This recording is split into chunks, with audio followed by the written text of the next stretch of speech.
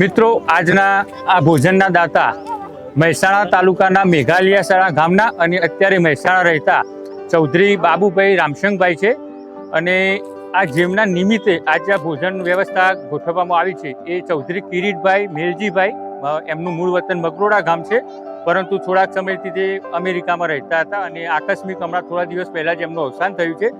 તો મેઘાલિયાસરના બાબુભાઈ રામશંકભાઈ ચૌધરી પરિવાર તરફથી આજે આ કિરીટભાઈના સ્મરણાર્થે ભોજનનું આ આયોજન કરવામાં આવ્યું છે। ગરીબ લોકોને, ઝૂંપડપટ્ટીમાં રહેતા લોકોને આ ભોજનદાતા તરીકે એમને આ આયોજન કર્યું છે। તો આપણે બાબુભાઈ રામશંકભાઈ ચૌધરી પરિવારનો ખૂબ ખૂબ આભાર માનીએ છીએ અને જેમનું અવસાન થયું છે એવા ચૌધરી કિરીટભાઈ મેલજીભાઈના પવિત્ર આત્માને ભગવાન મોક્ષ પ્રદાન કરે એવી પણ ભગવાનને પ્રાર્થના કરીએ। આભાર।